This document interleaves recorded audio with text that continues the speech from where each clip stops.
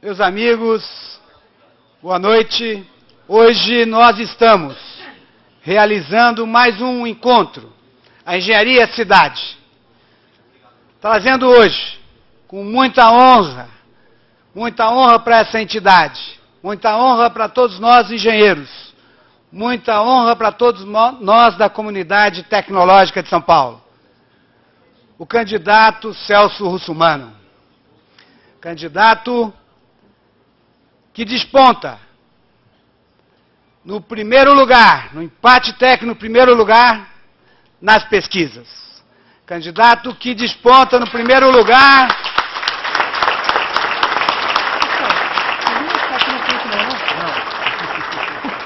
Que desponta também no primeiro lugar nas pesquisas com nós todos engenheiros, com a comunidade tecnológica, com a população que discute as questões da sociedade.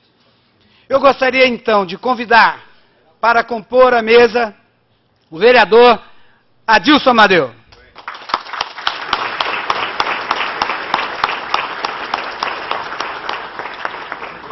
Convidar o presidente do PTB, deputado Campos Machado.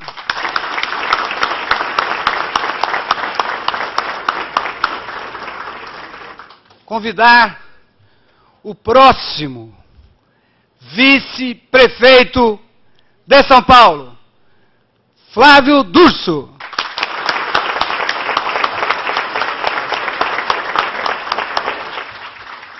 Convidar o próximo prefeito de São Paulo, Celso Russumano.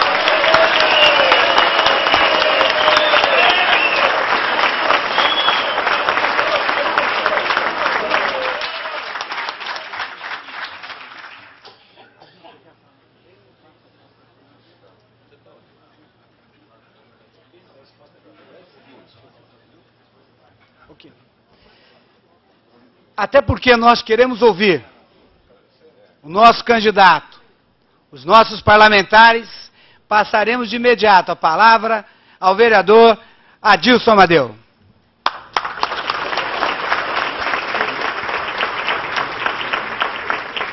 Boa noite a todas e a todos. Doutor Bureiro, presidente do Sindicato dos Engenheiros, Estado de São Paulo. O meu querido e vice-prefeito Durso, o meu líder, meu general, meu comandante, meu amigo, deputado Campos Machado, e sem dúvida alguma, o meu amigo de amizade de mais de 40 anos, Celso Russumano, que sem dúvida alguma vai ser o prefeito da cidade.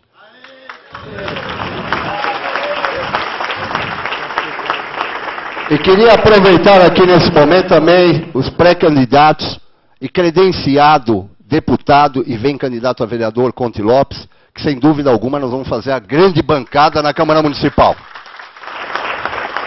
E na Câmara Municipal, que eu sou oposição, todos os dias eu falo só a verdade que Campos Machado fala, que Durso fala e que Celso Russumano falou no Detran para mais de 11.500 despachantes, no qual eu fui presidente. Então, eu vou mostrar agora, no segundo semestre, na Câmara Municipal, todas as mentiras que esse prefeito que aí está falou. Todas! Das 212 propostas de governo, ele só fez 12. 170 mil mamães querem colocar seus filhos na creche e não tem vaga. Falou de 3 hospitais, não construiu nenhum. Falou de corredor de ônibus, não fez nada. Acho que é melhor eu parar, porque quem vocês têm que ouvir falar é o prefeito, se Deus quiser, da cidade de São Paulo, Celso Russumano.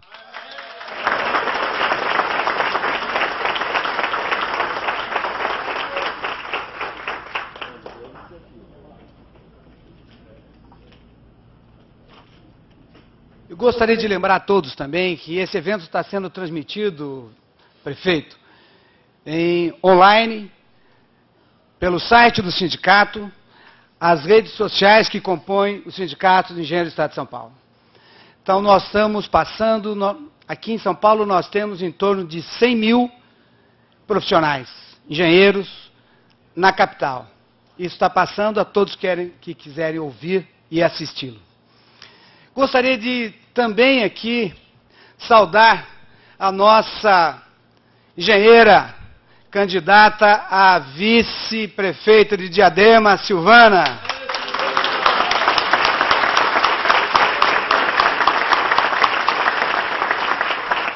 Quero convidar agora, para fazer uso da palavra, meu primo, nosso líder, o exemplo que nós seguimos para poder estar caminhando nessa lida política, o grande Campos Machado.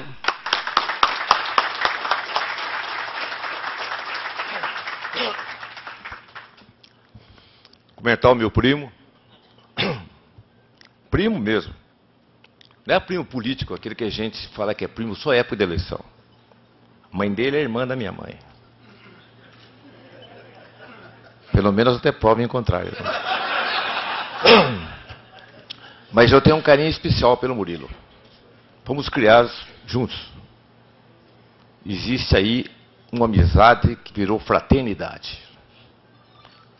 E tantas vezes que eu já vim a esse sindicato, que eu me considero um engenheiro. É isso aí. A diferença entre um advogado que eu sou, um engenheiro é muito simples. Para um engenheiro, 2 e 2 são 4. Para um advogado, 2 e 2 pode ser 5. Essa é a diferença entre um engenheiro e um advogado, doutor Durso. Doutor Durso está com essa gravata vermelha. Pela manhã no sindicato, pela manhã na federação dos funcionários da construção civil, eu disse, que gravata bonita, Durso. Aí ele arrancou a gravata e me disse, é sua, Campos Machado. Pensando que eu não fosse aceitar. Peguei a gravata, dei o nó, e ele não tirava o olho da gravata. Na rua eu fiquei com pena dele, falei, tó, Durso, vai, volta a gravata sua. Voltando ao Murilo, eu quero dizer, Murilo, que você aceitou alguns desafios. Foi candidato a suplente de senador do Romeu Tuma, quando todos sabem que o Romeu Tuma foi internado em estado de coma no começo de julho. Não tinha nem começado a campanha ainda e Tuma estava internado. Só nos restavam 2 alternativas.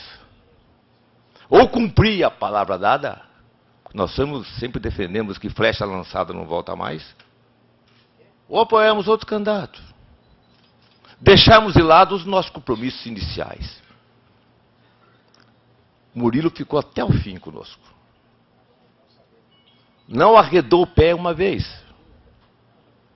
Percorri a cidade, São Paulo, as cidades do estado, levando a palavra de um homem que estava desacordado, que estava numa cama elástica, com aquele coração paralelo que veio do exterior.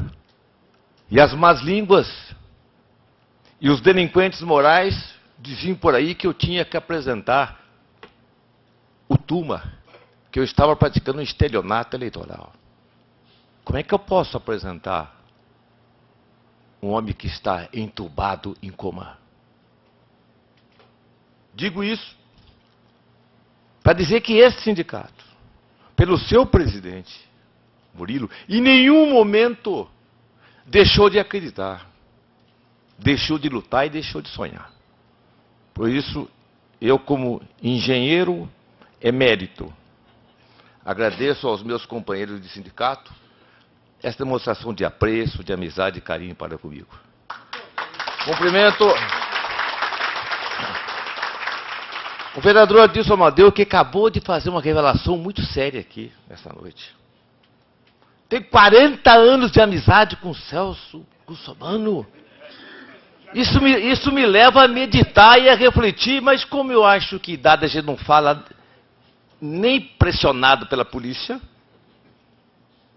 eu vou passar ao largo dessa afirmativa do Adilson Amadeu, para dizer que o Adilson Amadeu é um vereador correto, sério, destemido, que preferiu os espinhos da oposição do que as flores da situação.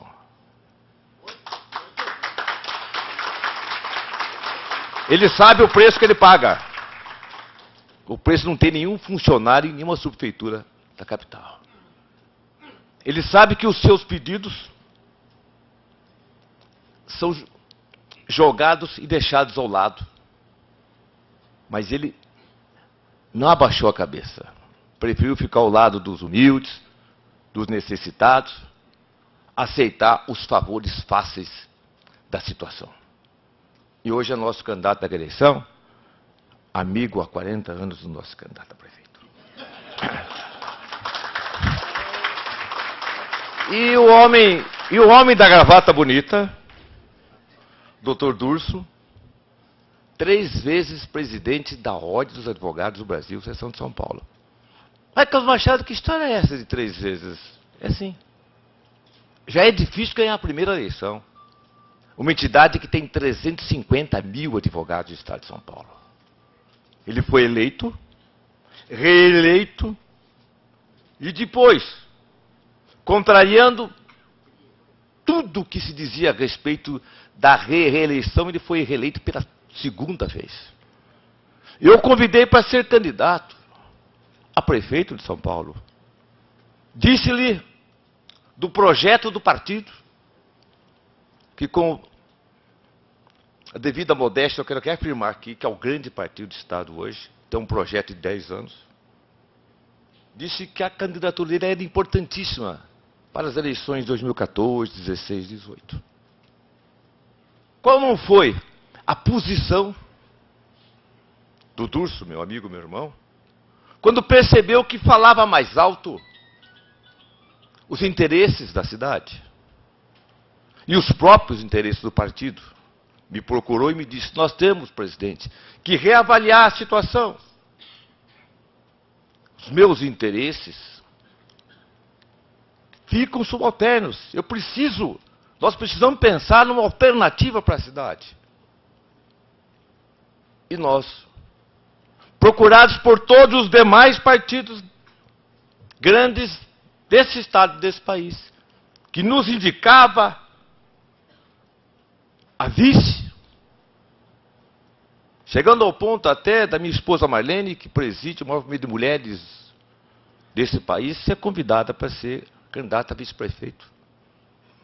Nós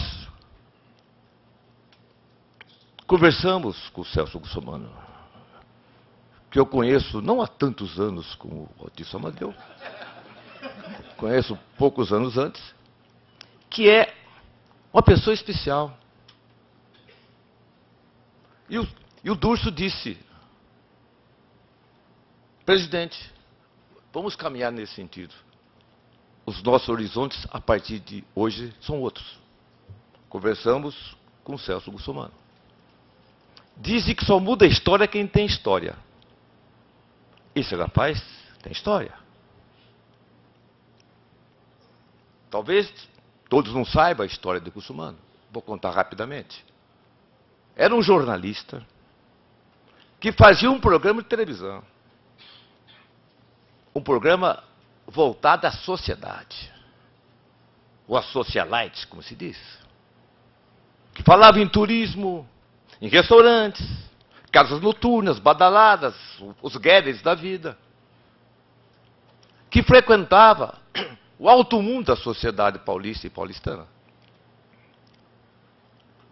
Mas o destino, o mesmo destino que o Durso falou ontem à noite, o destino dos gregos, fez com que um acontecimento marcasse a sua vida, levando a sua primeira esposa a um hospital. O tratamento que ela recebeu foi um tratamento que fez com que ela perdesse a sua vida. O que é que fez o jornalista Celso Russomano? entendeu como é difícil a vida de uma pessoa que não recebe um tratamento médico adequado e rápido. Ele que nunca havia pensado em política, deixou de lado as futilidades de um convívio social para começar uma nova vida, a de defesa do consumidor, que ele havia sentido na própria pele, como é a dor da injustiça, a dor dos espinhos, doutor Davi. E foi eleito deputado federal. Desde então, ele fez uma opção pelo consumidor e não pelos altos empresários. Passou a defender o mais carente, o mais humilde, aquele que fica, Silvana, na outra ponta. Não. Arrumou adversários. É dono do Pão de Açúcar, é dono das Casas Bahia, é dono, operadores de telefonia, os altos anunciantes, os grandes empresários do país começaram a retirar os contratos de publicidade. Quem é que ia bancar o seu programa? Mas ele ficou do lado do consumidor. Nessa situação que mudou a sua vida, que transformou de um repórter social num defensor da comunidade. Um homem de família, cuja esposa está grávida de 7 meses, espera mais uma filhinha, se Deus quiser, Caterine. Um homem que tem sentimento. E nós resolvemos apoiar a candidatura de Celso Russomano à Prefeitura de São Paulo. Quero agradecer, quero cumprimentar e agradecer a presença dos engenheiros aqui presentes, dos convidados do Murilo, das pessoas que aqui comparecem, para dizer que esse sindicato é um dos mais atuantes do Estado e do país. Um sindicato que defende a categoria. Um sindicato que defende o engenheiro. Um sindicato que sabe que a vida do engenheiro é pontilhada de flores e de espinhos. Como digo sempre. Que sabe que apenas o diploma de engenheiro não é suficiente. Ele tem que se dedicar. Tem que gostar daquilo que ele faz. E tem que transformar a dureza da matemática na sensibilidade de um poeta. Esse sindicato é presidido por um homem de bem. E nós estamos hoje aqui para falar o que fazemos aqui. Temos vários candidatos a prefeito. E a imprensa, de quando em quando, publica de maneira distorsiva que houve um acordo político entre o nosso candidato e outro candidato para que ninguém falasse um do outro. Isso é mentira. A independência é o traço da candidatura de Celso Russomano. Isso não existe. Apenas a inocência de um companheiro de coligação, movido com extrema boa-fé, convidado para um café. Ele, educadamente, aceitou o convite de um café e eis que, no dia seguinte, se estampam nos jornais. Acordo feito. Ninguém melhor que o Celso Russomano sabe, ele que convive com o povo diariamente, de que o povo não aceita esse tipo de acordos que ele nunca fez. Ele não defende o consumidor para se aproximar dos empresários, não. Porque tem gente que faz greve, porque o patrão paga a greve para ele. Ele recebe para fazer a greve e depois recebe para acabar a greve. Ou alguém pensa que isso é mentira ou não é verdade? Quantos grevistas fantasiados de heróis estão aí? O chefe chama e diz: empresário, tem que fazer uma greve. Aí ele faz a greve, cria todas as condições possíveis e impossíveis para não dar o aumento que ele teria que dar legalmente. Depois, quando a coisa está para explodir, ele chama de novo o líder sindical. Mais um pagamento e ele termina a greve. É isso que existe nesta campanha. Eles tentam deslustrar a imagem de um homem correto e sério e honrado como o Celso Russomano. Ele é católico. Católico como eu. Nós temos um PTB interreligioso. O PTB criou o único do país. Tem 30 igrejas evangélicas, católicos carismáticos, budistas, candomblessistas. Porque acreditamos que o caminho a Deus é um só. E a religião é formada com alicerces de amor, de fé e de esperança. Aí, alguém começa a dizer que o católico Celso Russomano é candidato de uma respeitabilíssima igreja de quem foi advogado. Como se isso fosse pecado. Não é. Ele é candidato de 5 partidos políticos. Ele é candidato do partido que disputa o primeiro lugar na militância dessa cidade. Um partido que tem quase 1 milhão de filiados. Um partido que nasceu com Getúlio Vargas e navegou no sangue de Getúlio para chegar nas praias de Jânio Quadros. E nós, aqueles que amam o PTB, por ser responsável por todas as conquistas trabalhistas que existem aí, salário mínimo, 13º salário, festa mulheradas, voto da mulher, todavia, tudo isso é PTB. De vez em quando eu faço um repto, quero que qualquer partido me aponte uma única conquista social e trabalhista, ninguém responde. Um partido como esse, de tradições, só entrou na campanha de Celso Russomano porque nós sentimos que ele é a pessoa indicada para responder pelos nossos anseios, pelos nossos sonhos, pelas nossas convicções. É por isso que nós estamos hoje aqui. Para dizer aos amigos do sindicato, um sindicato que eu tenho como se fosse meu, e aos amigos dos amigos do sindicato, e aos convidados, que nós precisamos tomar o trem da história. Eu dizia hoje pela manhã, ou se toma o trem da história, ou se perde o trem. Mas é preciso acreditar naquilo que nós falamos. É preciso com que o marido converse com a esposa, o noivo com a noiva, o namorado com a namorada, o amigo com o amigo, o vizinho com o vizinho. É preciso levar esta mensagem. Porque daqui a pouco, no mês de agosto, vem a televisão. Aí a gente usa só a pasta de dentes Colgate, porque a televisão só fala em Colgate. Só toma Coca-Cola porque só fala em Coca-Cola. Nós temos que ter cuidado com o que vem aí.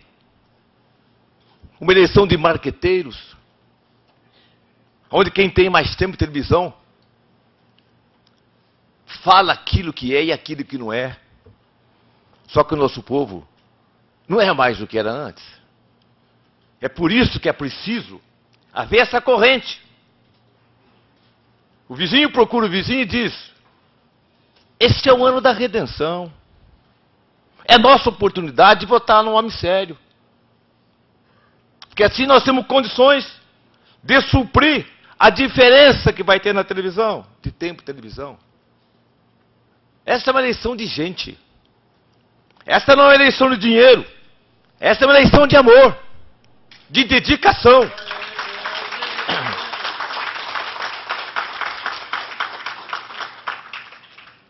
Diz o Durso que eu sou muito romântico. Ultimamente ele tem tomado algumas pressões minhas. Ontem eu falei, nós temos que encontrar a deusa da vitória. E ontem, antes que eu falasse, ele falou na minha frente. Aí eu vou e falo. E o destino que os gregos dizem que arrasta as pessoas que consentem e destrói o que resiste, ele vai e fala, eu não posso falar. Mas ontem eu contei a história do beija-flor. O que é essa história do beija-flor? Que é importante para nós. Que o beija-flor, o passarinho, não vai pegar de mim, não. Diz a história que um grande incêndio ocorreu numa grande floresta. Um incêndio de proporções gigantescas, que nenhuma tempestade conseguia apagar esse incêndio, tamanho a força do incêndio. Aí um beija-flor, um pequenino beija-flor, foi a um regato próximo, com seu biquinho, pegou 4 ou 5 gotinhas de água e jogou sobre o incêndio. Lá vai de novo o beija-flor. Repete essa cena por 3 ou 4 vezes. Aí surgiu um leão, forte. Disse, vem cá, beija-flor. O beija-flor foi devagarinho. Você é pretensioso, hein, menino? Que história é essa de você querer apagar o incêndio com 10 gotinhas de água? Se nenhuma tempestade consegue apagar, aí o beija-flor, com medo do leão, disse, eu sei, seu leão, que eu não vou apagar o incêndio, mas eu estou cumprindo a minha parte. Se cada um de nós cumprimos a nossa parte, nós vamos poder chegar em 7 de outubro e festejar o primeiro tempo de um jogo onde vai ter um vitorioso, o Celso Russomano. E como eu estou falando, antes do homem da gravata, antes que ele faça o gesto que ele fez de manhã hoje, tirando a gravata e me dando, eu vou terminar da maneira que eu venho terminando nos últimos 5 anos, todos os meus pronunciamentos. Vou ficar um pouquinho de pé, minha gente, por favor. Rodrigo, vou dispensá-lo, Rodrigo, desse compromisso, dessa entrega de mãos hoje. Você com o Heraldo pode ficar fora, Rodrigo. Hoje eu vou deixar você. O Rodrigo é o jornalista da Folha que cobre o Celso Russomano. Só hoje, hein? E vamos, de mãos dadas, buscarmos lá no fundo dos nossos corações, transmitindo, através das mãos, uns aos outros, fé, confiança e amor. E vamos juntos dar 3 brados. Primeiro, ao nosso anfitrião, que abre as portas, não dessa casa, mas do seu coração para receber todos nós. O segundo, ao nosso vice-prefeito, Túcio. E ao terceiro, ao nosso prefeito, Celso Russomano. Vamos lá, o primeiro brado. Viva o Murilo! Viva! Vamos ao segundo agora. Viva o Dúcio! Viva! E agora, com muita força, querido Rodrigo, você quer fazer parte aqui? E agora, com muita força, 2 vezes mais forte do que o do Murilo e do Durso, vamos todos juntos. Viva o Celso Russomano! Viva! Mais alto, minha gente! Viva o Celso Russomano! É isso aí, minha gente.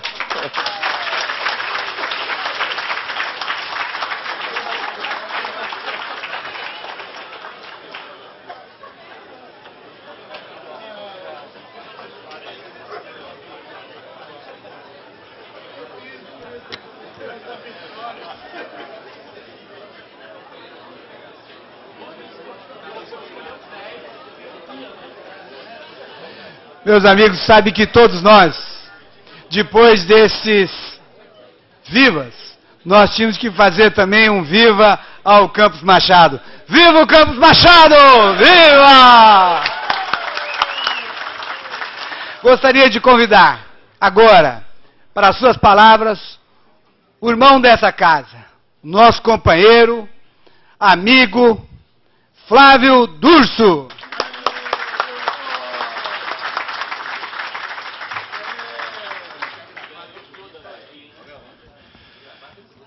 Boa noite.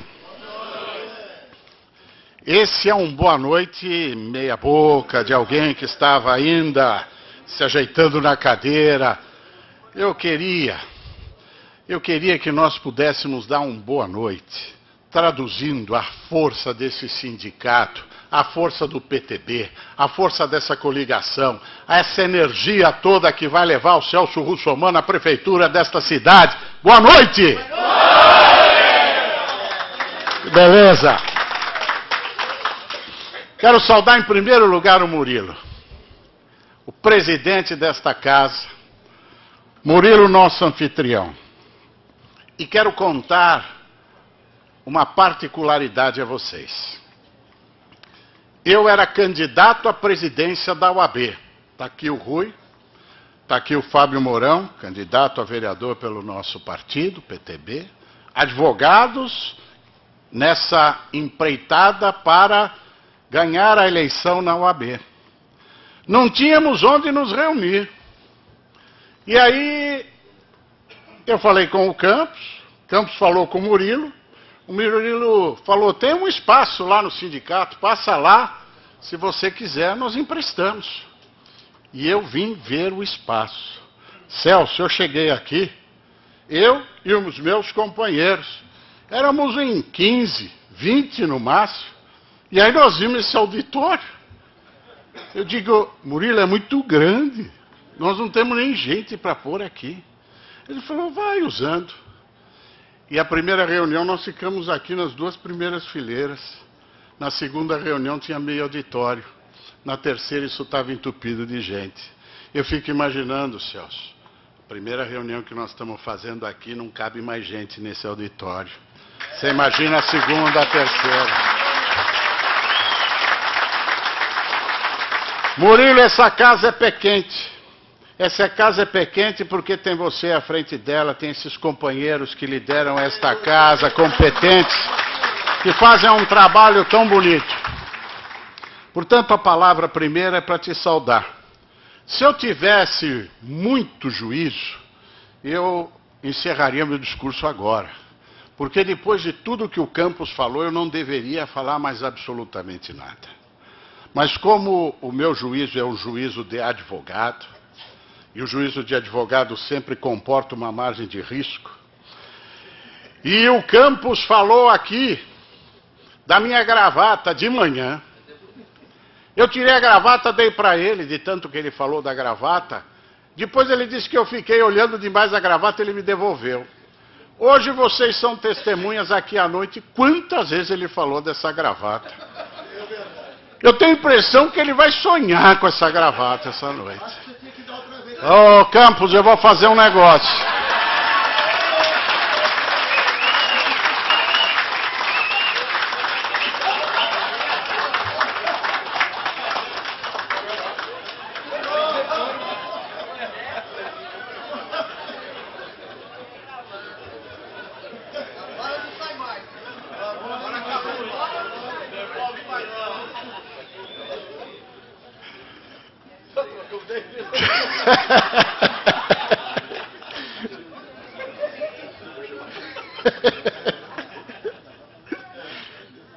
Que essa gravata, Campos, que essa gravata simbolize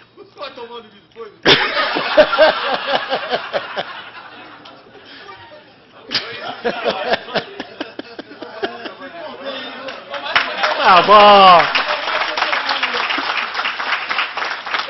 Que essa gravata simbolize a nossa amizade. Essa vai ser a gravata que você vai usar na nossa posse. Nós vamos estar muito juntos aí, se Deus quiser. Querido Adilson Amadeu, grande companheiro, vamos a essa luta juntos. Uma honra ter você ao lado nesse partido. E eu ainda não vou falar do Celso. Eu quero falar agora do engravatado desta mesa. Eu quero falar dessa liderança que eu conheci como presidente da OAB, mais a miúde, mais próximo, e o trabalho que eu desenvolvi na Assembleia Legislativa me fez conhecer um sujeito muito diferente, um político diferente. alguém que dá a palavra e cumpre, e vive dizendo que palavra dada é flecha lançada e não volta atrás. Só que fala e cumpre o que fala, acredita no que fala. De modo que eu fui conhecendo um político diferente. E fui passando a acreditar que ainda existem pessoas que fazem política de forma diferente. E eu, Murilo, como você, envolvido na nossa política classista, passei a admirar o Campos Machado como homem público. Conheci a sua mulher, conheci a sua filha, conheci a sua família, passei a admirá-lo como chefe de família. Passei a admirá-lo como ser humano. E esse conjunto, esta jornada de amizade por uma década, é brindada com um convite quando eu chego ao final da terceira gestão na presidência da OAB, e o Campos me convida para ingressar no PTB, um partido que meu pai, Celso, militou no MUT, Movimento Universitário Trabalhista, com a Ivete Vargas. Num dado momento histórico, eu vou falar com meu pai, e mais uma vez meu pai, lembrando do seu passado, da sua juventude, do seu momento de política partidária, reiterou-me o que nós sabemos, mas às vezes esquecemos, que é por meio do partido político e da militância política que nós conseguimos as transformações que desejamos. Não é falando no boteco da esquina, não é fazendo fofoca, não é conversando aqui ou acolá, mas é participando, é exercendo cidadania. E o exercício pleno de cidadania deve se dar sobre todas as frentes, inclusive no exercício do voto consciente. Por isso que a OAB luta tanto para que não tenha voto branco. Voto em branco é uma irresponsabilidade, é lavar as mãos. Quem vota em branco depois não pode reclamar. O voto nulo também. Nós precisamos olhar quem se apresenta e escolher bem, porque a responsabilidade também é nossa. Diante desse convite para ingressar nesse partido, eu aceitei. Aceitei como uma honra, como um desafio. Aceitei para estar do lado do Campos Machado. Aceitei para continuar aprendendo a fazer política com ele. E aí, Campos, nós começamos uma jornada como pré-candidato à Prefeitura de São Paulo. E vim a esta casa. Eu vim ao Murilo, designado coordenador do nosso plano de governo com seus companheiros, e começamos a pensar esta cidade, nas suas várias vertentes e facetas, no que diz respeito à segurança, e está aqui o Conte Lopes, que conhece bem esse problema. Vamos olhar a questão da habitação, do transporte, da educação, da saúde, e fomos criar alternativas que pudessem minimizar o sofrimento da nossa população com relação a todos esses problemas. E posso lhe dizer, Murilo, que este trabalho frutificou, porque eu estou encaminhando esse trabalho completo para o Celso Russomano, para o seu partido, que vai aproveitar esse plano de governo que vocês trabalharam tanto. É por isso que eu quero agradecer. Agradecer a você, agradecer aos seus companheiros, agradecer a esta casa essa importantíssima contribuição. Dizer que tudo frutifica, e esta casa é pé quente. Quero também dizer agora uma palavra dirigida ao meu amigo, ao meu irmão, de 28 anos. Não tenho amizade com o Celso há 40 anos como o Adilson. Eu o conheço há 28 anos. Mas há 28 anos eu vi este jornalista passar por essa trajetória que o Campos já aqui descreveu. E vi não só os momentos difíceis, mas vi os compromissos, vi as suas vitórias, vi um homem público que ganhou expressão nacional e vi ele transformar o instrumento do seu trabalho na defesa da cidadania. E eu, como advogado, como alguém que sou comprometido com esses ideais de justiça e de cidadania, fiz isso nos últimos 10 anos diariamente na OAB. Me identifico, evidentemente, com esses ideais e essas bandeiras.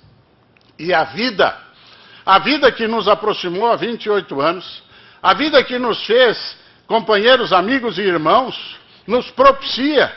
E como diz o Campos, como diziam os gregos, o destino que arrasta quem o consente e destrói, arrasa quem a ele resiste, nos leva a estarmos juntos nesta aliança que pela sensibilidade do Campos e que pela disposição de todos nós conseguimos fazer uma aliança para fortalecer um projeto vitorioso pela Prefeitura da cidade de São Paulo.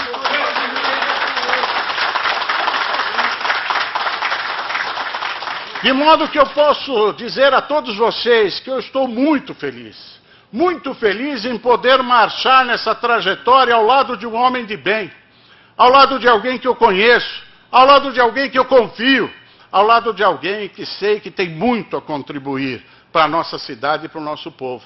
Por isso eu entrei nisto. É esta trajetória, que tem um prazo muito curto, que eu convido todos vocês para que estejam conosco. Nós temos um período muito pequeno de campanha, um período onde todos os adversários, em seus espaços, vão trazer as suas propostas. As pesquisas estão aí. Pesquisa não ganha eleição. É verdade que pesquisa assusta o adversário. Murilo, 2 adversários nossos, de outros partidos, estavam andando no calçadão aí do centro. E se encontraram. Um acenou para o outro e disse: e aí? Como é que está aí? O outro respondeu: tá russo, mano.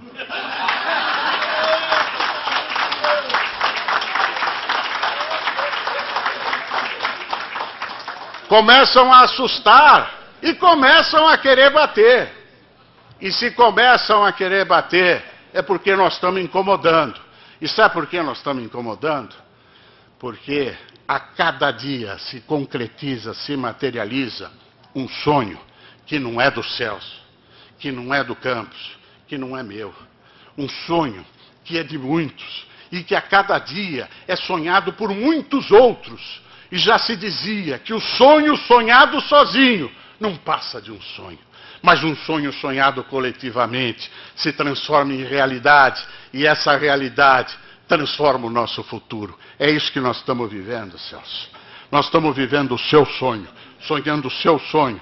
Nós estamos sonhando o nosso sonho. E cada dia, mais um e mais um e mais um, passa a sonhar também o nosso sonho, trazendo outros inúmeros sonhadores a transformar essa cidade num lugar melhor para o nosso povo. Eu sou um fã de John Lennon. Sabia, Campos? Sou um fã de John Lennon. E John Lennon tem uma música chamada Imagine. E nessa música ele diz: eu sou um sonhador, mas eu não estou sozinho. Essa música me inspira, Deus. Se John Lennon diz isto na música, eu sou um sonhador, mas eu não estou sozinho, eu no PTB me senti assim. O sonhador do Urso não está sozinho.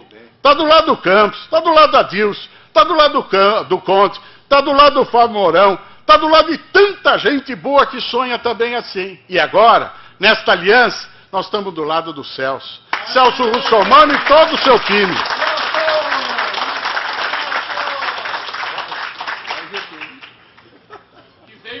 O Campos lembrou do AGP. Eu queria terminar dizendo o seguinte. O Campos falou do passarinho aqui. Contou a história do passarinho. Ele já tinha falado a história do passarinho, eu ia repetir. Eu anotei aqui, ó. Passarinho. Aí ele já contou a história, acabou com o final do meu discurso.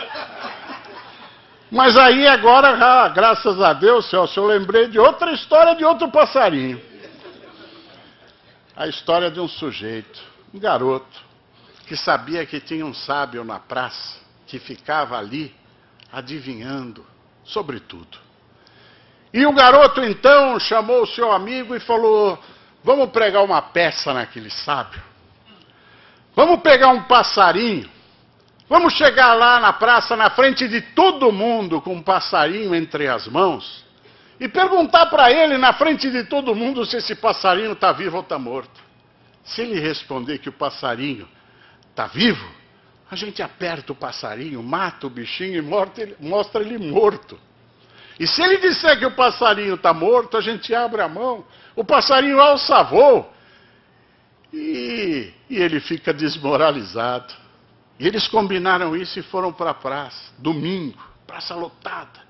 E o sábio adivinhando, adivinhando, adivinhando, e os garotos chegam e dizem: ô sábio, você que sabe tudo, adivinhe se esse passarinho que eu trago aqui em minhas mãos está vivo ou está morto.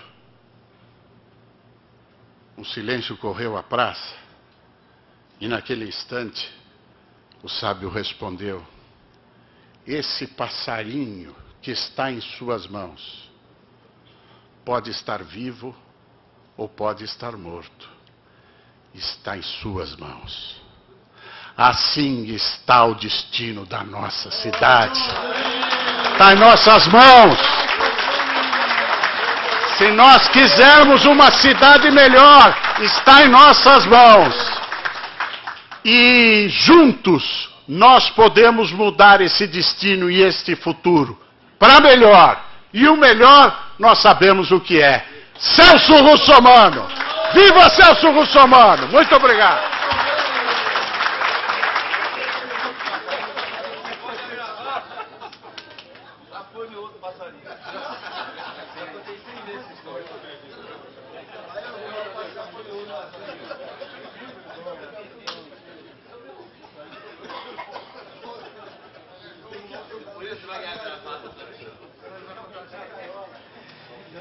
Eu vejo que uma campanha com alegria é uma campanha de vitória, sem dúvida nenhuma. Eu gravei um monte de coisa que foi dita aqui para depois falar para o nosso grupo separadamente, que aí ninguém vai saber, aí eu conto como se fosse minha história, né? Não é isso, Adilson? Mas está tudo gravado, tudo certinho, eu depois repito e aí todo mundo me ajuda a rir de novo. Mas, meus amigos, é uma super alegria.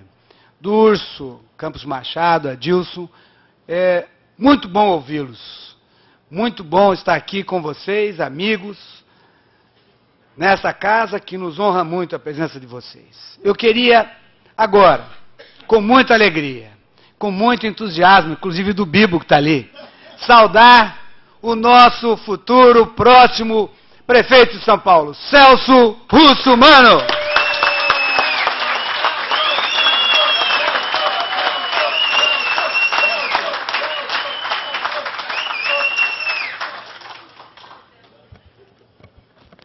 Depois de todos esses discursos aqui inspirados, eu só tenho a dizer uma coisa para todos que estão aqui. Essa é a união que nós temos na nossa coligação.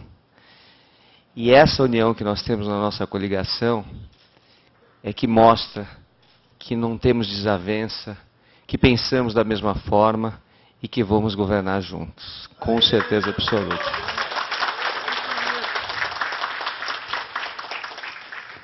Eu quero cumprimentar o nosso presidente Murilo e agradecer todo o carinho com que me recebeu, não só agora, mas em outras oportunidades que eu estive aqui.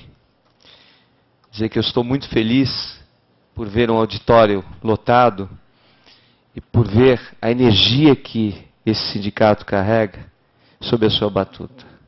Muito bom. É difícil a gente encontrar isso. E isso prova que você é um grande líder. Parabéns.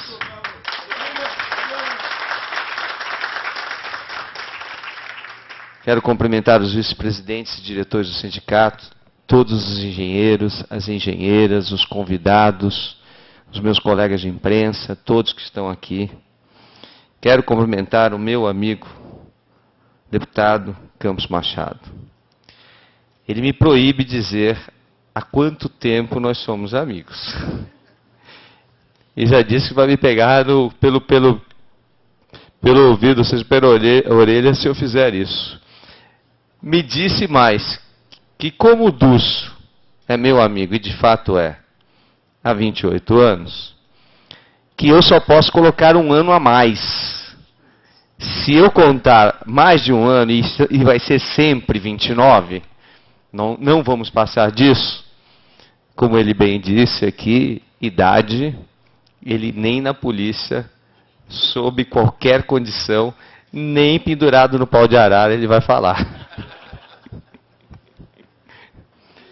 Mas a amizade que nos cerca é muito grande. E eu conheci o Campos Machado por intermédio do meu tio, que era muito amigo dele, que também foi amigo do Adilson, e que dizia para mim, e falava sempre do Campos Machado, meu amigo Campos Machado, meu amigo Campos Machado. Um dia ele me pede, olha, vai levar esses documentos ao meu amigo Campos Machado, o doutor Campos Machado, advogado. E eu fui lá e conheci o Campos, e a partir de então criei uma amizade que já era da minha família. E me sinto muito feliz de estar ao lado dele, porque uma coisa é certa, o Campos veio para a campanha só trazendo flores. Não me pediu absolutamente nada. Nada. Nada. E isso só faz um político sério e honesto. Só.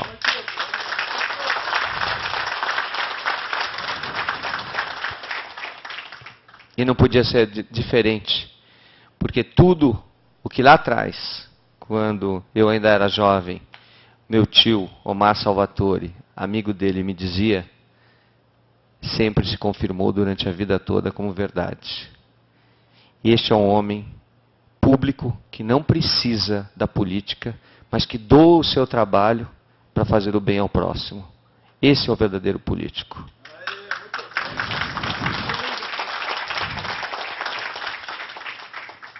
Bom, falar do Edilson Amadeu, ele já falou aí. Pelos anos todos de amizade aqui, eu já estou com mais de 100 anos, né? Mas por enquanto, nos 55, apesar de não aparentar, dou crédito para dizer para vocês que conheci a Adilson em 1974. E de lá para cá somos amigos. E bons amigos. E ele sempre se mostrou um grande profissional antes de ser político. Um profissional correto, honesto, e que me fez partilhar do convívio da sua família desde então. Então, sou muito grato à amizade que nós temos, para que a gente possa construir, de fato, uma grande cidade em São Paulo. Essa relação que nós temos, Murilo, é uma relação de amizade mesmo.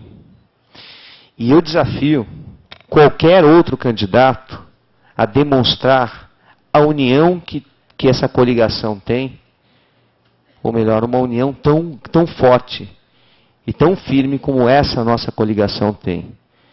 Porque São Paulo não vai ter apenas um prefeito. São Paulo vai ter 2 prefeitos, porque nós vamos trabalhar juntos, porque nós vamos governar juntos.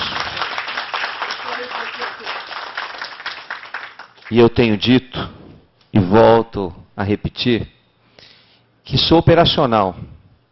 Eu sou aquele como um engenheiro, que gosta de ir para a rua, que gosta de pôr o pé no cimento e ver a obra, que gosta de construir. Sim, de construir. Enquanto nós estivermos construindo, está lá o meu amigo Dusso, que pensa como eu, que é sério como eu, que é honesto e ético como eu, para tocar a prefeitura. Por isso nós temos 2 prefeitos.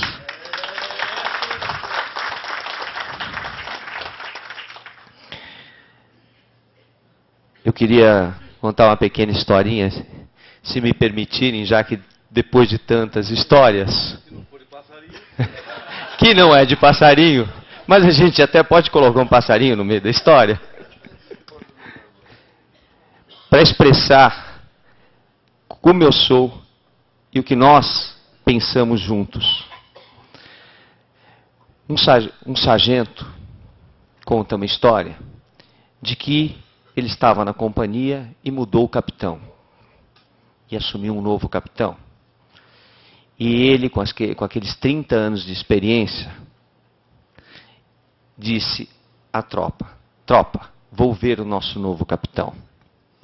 Ele chega e se apresenta o capitão, sargento fulano de tal, se apresentando, senhor capitão. O capitão vira para ele, sargento, tira esses quadros da parede, muda essa mesa de posição, troca isso, troca aquilo.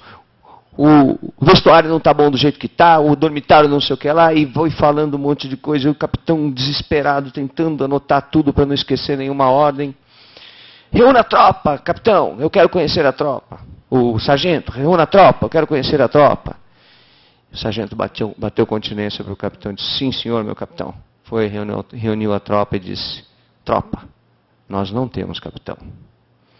E como não existia um capitão, pouco tempo depois, ele foi trocado.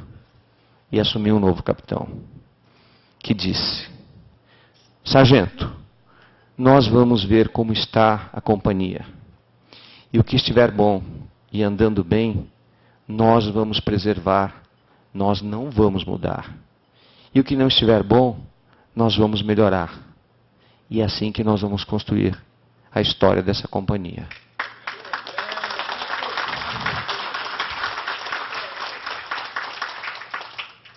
O sargento reuniu a tropa e disse, tropa, nós temos capitão. Isso serve para expressar o que a gente pensa. E que a gente constrói uma cidade em cima das coisas que já estão andando e que são boas. E tentar melhorar o que não está bom. E é desta forma que nós vamos começar a trabalhar.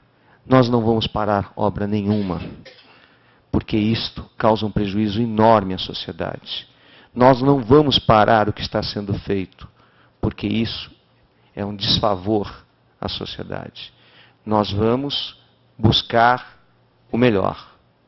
Nós vamos buscar a excelência, a qualidade na prestação dos serviços públicos, porque é isso que o serviço público deve dar ao cidadão que todos os dias, quando compra qualquer tipo de produto ou se utiliza de uma prestação de serviço, está pagando seus impostos.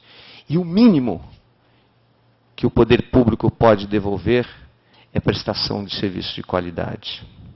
E nós vamos fazer, porque é possível fazer. E porque eu sonho com uma cidade mais justa, eu sonho com uma cidade com qualidade de vida, eu sonho com uma cidade em que nós tenhamos orgulho de dizer, nós somos paulistanos, nós escolhemos São Paulo para morar, porque São Paulo é uma cidade maravilhosa. E em cima desse processo que nós vamos administrar São Paulo, eu e o Durso, sob o comando político de um homem muito experiente, que é o meu amigo Campos Machado.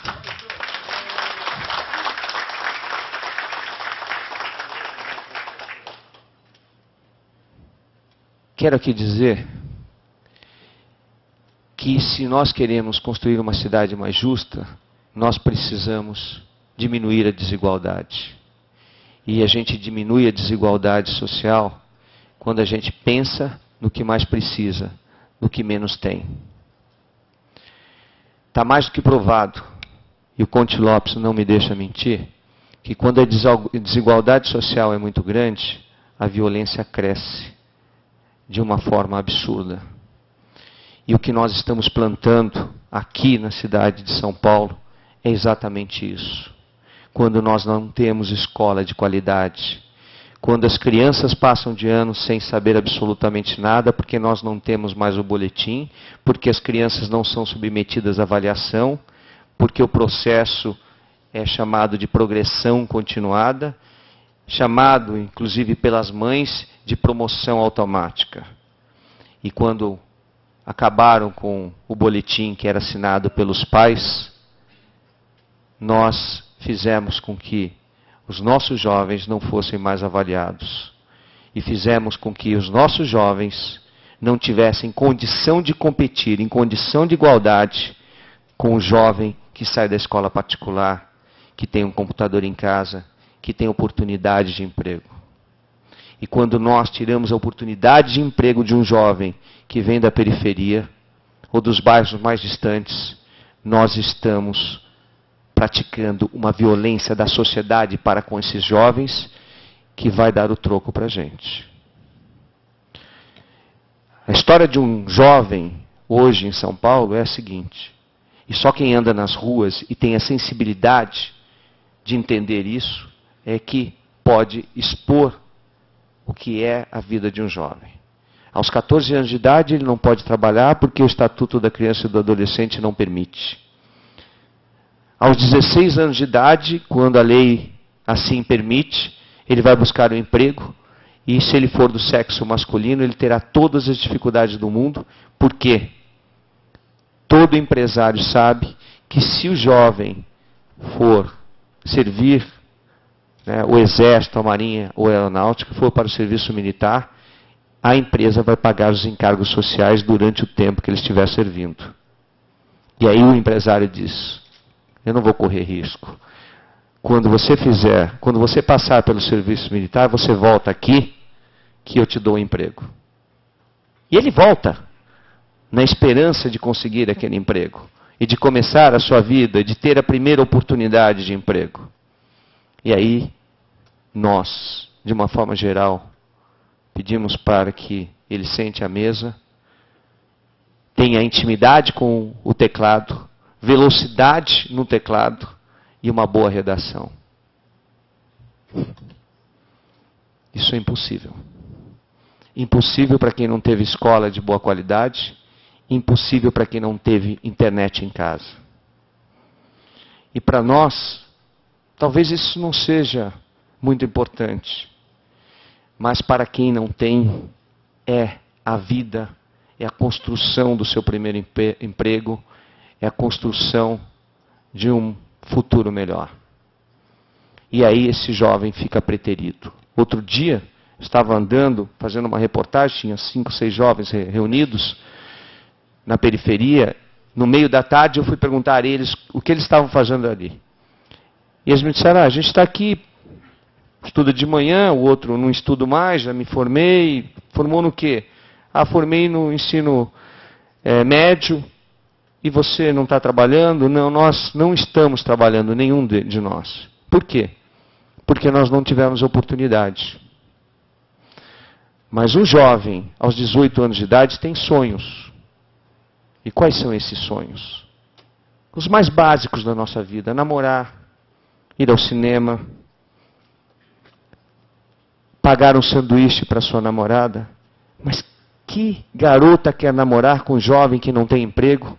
Que garota quer namorar com um jovem que não pode pagar sequer a passagem de ônibus para levá-la a passear? Essa é a realidade de quem vive na periferia. E aí, do lado dele, no vizinho dele tem um jovem com carro na porta, com garotas em volta dele, com dinheiro na mão, vendendo droga. E quando ele bate a porta do emprego, ele não tem a oportunidade porque não está qualificado. Essa é a realidade. E aí ele vai para o crime. Só para se ter noção, depois de eu passar pela CPI do narcotráfico, roubo de carga, sistema carcerário, nós identificamos que 90% da população que está nos presídios e nas penitenciárias do Brasil foi presa com menos de 26 anos de idade. O que é que significa isso? Falta de oportunidade. Dizer que as pessoas que estão lá têm índole ruim? Não. Nós estamos criando uma massa de pessoas que não têm oportunidade e que acabam, infelizmente, no caminho errado. É isso que nós queremos para a nossa sociedade? Como é que a gente resolve esse processo? Resolve com escola pública de qualidade. E nós vamos voltar ao ensino tradicional. E nós vamos acompanhar o jovem que estuda de manhã, à tarde ele vai ter reforço para que ele possa acompanhar a turma. Porque o que nós estamos fazendo atualmente é dando satisfação à Organização das Nações Unidas de que nós não temos analfabetos no Brasil. Mas a evasão escolar é a maior dessa história, porque aquele que não aprende é vítima da gozação dos colegas, o chamado bullying. Só mudou o nome. E esses abandonam a escola porque não suportam ser o tempo todo gozados pelos colegas. Esse é o processo. E é isso que nós temos que mudar. Eu tenho dito durante a campanha que eu vou dar internet gratuita vindo dos bairros. Vindo dos bairros mais afastados e nas comunidades, nas favelas, para o centro da cidade. E aí as pessoas me perguntam, mas quanto custa isso, Celso? Quanto custa isso? Que loucura! Não é loucura nenhuma. Nós fizemos na cidade de Pedreira, no estado de São Paulo, o prefeito é o Hamilton, e ele encarou, fez, custa R$1, banda larga, com velocidade. R$1 por habitante. São 40 mil, ele gasta 40 mil reais por mês. Só que nós podemos fazer mais. Porque se nós fizermos o que nós pretendemos, nós vamos ter o provedor com a maior quantidade de acessos, talvez, desse país. E que empresário não vai querer anunciar nesse provedor? E numa parceria público-privada, nós vamos fazer com que o custo da internet seja zero para o poder público.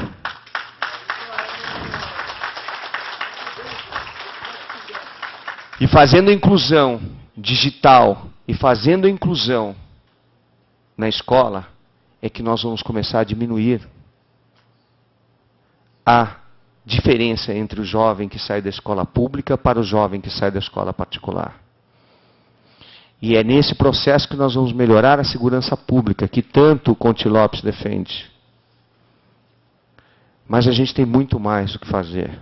A gente precisa resolver o problema da saúde. E todos dizem que a saúde é um ralo sem fundo. Será que é mesmo? Ou será que a gente não trabalha na prevenção? Um paciente hipertenso que não toma o seu remédio porque não chegou ao médico e porque não sabia que tinha hipertensão, custa só de UTI 120 mil reais, apenas um paciente. Sabe quanto custa um paciente que teve um acidente vascular cerebral, ou seja, um derrame? Custa o tratamento de 2.000 pessoas na prevenção. Sim, porque com 120 mil reais, eu pago 2 equipes multidisciplinares, com médico na periferia, pagando 20 mil reais para o médico. Que é o que eles ganham no interior para que os prefeitos consigam segurar o médico no interior. Porque senão vai trabalhar em 4 ou 5 empregos para ganhar 20 mil reais. Trabalhando 40 horas, mais enfermeiro, fisioterapeuta, dentista, nutricionista, psicólogo, enfim, todos os profissionais da área de saúde, com 120 mil reais eu pago 2 equipes multidisciplinares que vão tratar 2.000 pessoas. 2.000 pessoas com o custo de um paciente na emergência. Então nós temos sim solução para a saúde. Como nós temos solução para o transporte, para a infraestrutura. E nesses casos, eu vou falar bastante, mas eu quero ouvir o que vocês têm a me perguntar. Quero dizer que na segurança pública, nós também vamos atuar.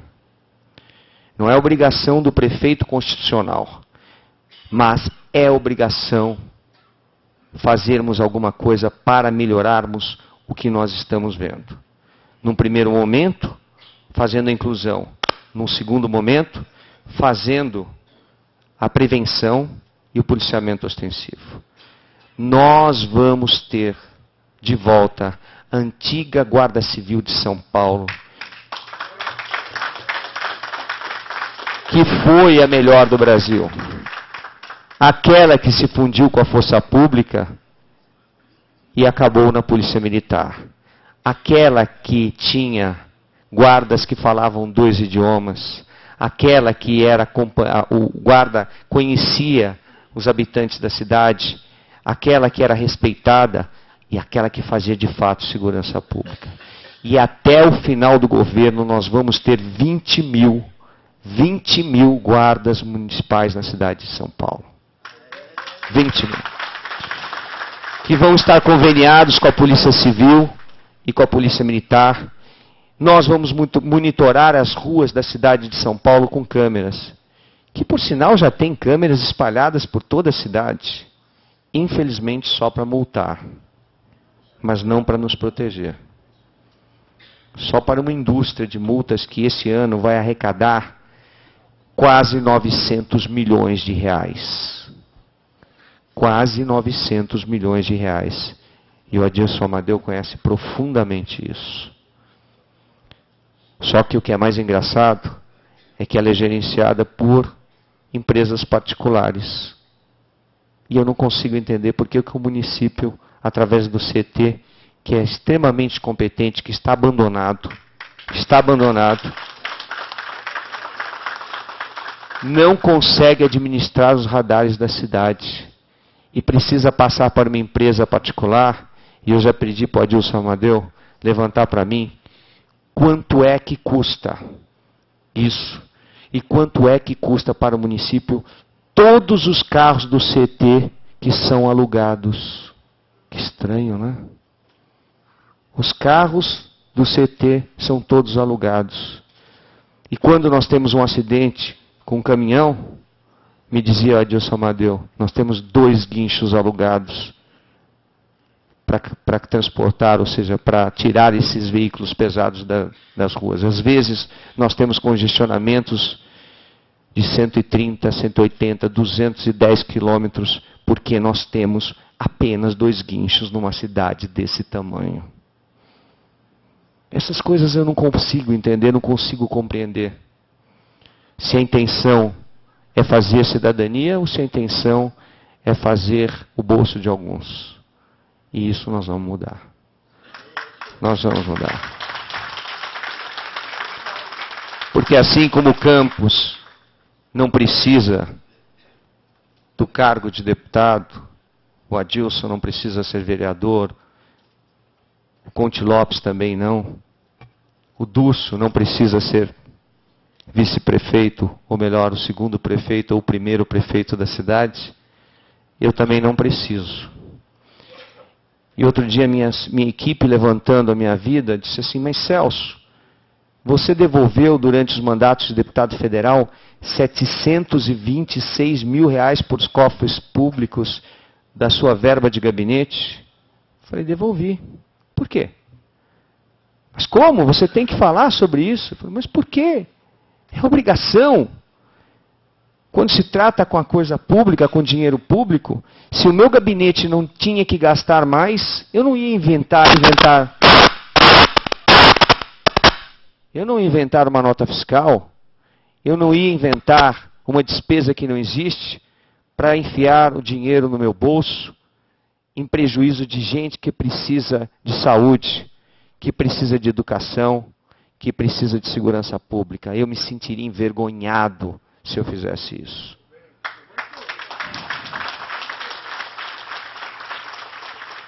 Vamos trabalhar, gente. Vamos trabalhar para o bem de todos. Eu sonho com uma cidade melhor. E eu gostaria demais agora de ouvir algumas perguntas na área de infraestrutura, na área de transporte, para que eu pudesse responder o que essa plateia, que tanto conhece e que também vai me ensinar, porque eu já disse para o nosso presidente que eu preciso da ajuda do sindicato. Disse que, e tenho dito, que as entidades civis organizadas dessa cidade vão governar junto comigo. E que está na mão dos senhores e das senhoras engenheiros desse meu estado a construção de uma nova São Paulo. Muito obrigado.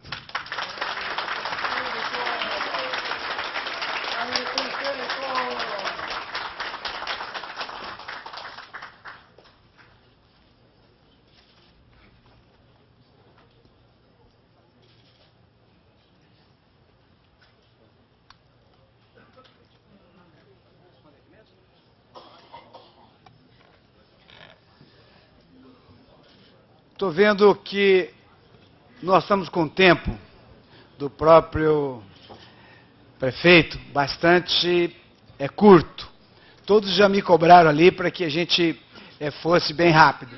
Eu queria fazer o seguinte, vamos, se você me permite, prefeito, faríamos 3, 4 perguntas, tá bom? Até porque se a gente deixar, eu acho que nós teríamos 200, 500 perguntas. O Celso Atienza, o Antônio Martins, fazer também, e Edilson. Quarta, por favor. Vamos começar com o Celso Atienza, por gentileza. Maria. Boa noite, prefeito. É uma honra receber no nosso sindicato. Eu sou vice-presidente aqui, seu xará, e fiquei impressionado com o ovacionado lá na rua com o meu nome lá. Quando eu cheguei. Então, na verdade, eu tenho uma pergunta de infraestrutura que sempre me incomodou como engenheiro. Nós temos um problema com viadutos na cidade de São Paulo. Nós temos inúmeras pontes e viadutos que estão necessitando de reformas e de manutenção. O que acontece com isso? Não se prevê na lei de diretrizes orçamentárias verbas de manutenção para viadutos. Espera-se entrar o colapso. Quando entra o colapso, você faz uma licitação de emergência, sem concorrência, e aí não preciso falar mais nada, né? Que atende interesses e pouco, quando, na verdade, os viadutos têm necessidade de sofrer manutenção. Isso não é previsto, porque não tem verba, porque não está previsto na lei de diretrizes orçamentárias. Eu acho que tem que rever os custos e o processo disso. A outra situação, eu tive um problema de falecimento na família, e eu notei que o prefeito mudou os veículos que transportam, quando a gente tem que retirar o corpo do SVO, Sistema de Verificação de Óbito, e no IML. E agora, quando ele transportava 2, transporta 1 e não tinha carro. Então quebraram a perna e a gente fica sofrendo ali diretamente toda aquela dor que já não é fácil. Você imagina que eu perdi uma neta de 7 meses. Então você imagina a situação que era e o constrangimento que eu tive que mudar o dia do enterro porque não tinha carro para transportar o corpo. Então, eu peço que você também dê uma verificada lá no ML, que é um caos. Obrigado. Meu xará. Em primeiro lugar, eu pedi para que o Adilson prestasse atenção na sua fala, porque é justo, é correto e é decente que façamos previsões para todos os viadutos e pontes que nós temos em São Paulo, para que o dinheiro público não seja jogado fora. Porque no nosso governo, nós queremos que os empresários e os empreiteiros ganhem. Mas o justo, portanto, o metro quadrado de obra vai ter que estar na placa onde a obra está onde está sendo feita. E assim a gente não vai ter superfaturamento em absolutamente obra nenhuma, porque a própria sociedade organizada vai controlar. E aí eu pediria muito ao sindicato que me acompanhasse durante todo o governo, a mim e ao Dulcio, fiscalizando o metro quadrado da obra, para que a gente evite que o dinheiro público seja gasto de qualquer forma. E com relação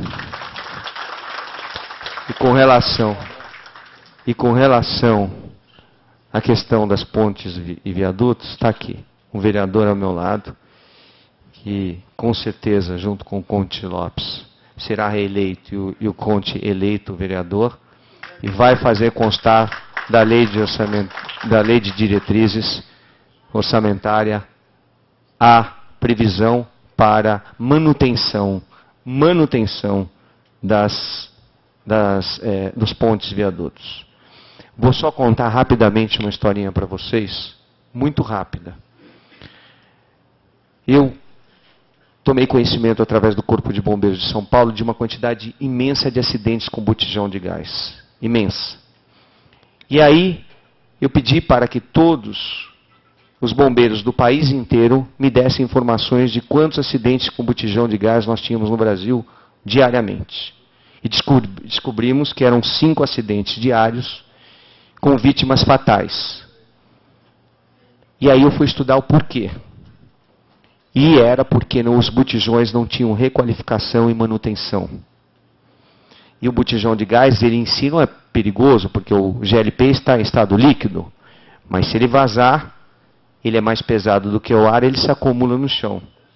Por isso que a gente aconselha que nunca deixe o botijão de gás dentro de casa. Quando a família chegava à noite, todos trabalhando ou na escola, acendia o interruptor de luz e a casa ia para o ar. A casa que explodia e matava as pessoas.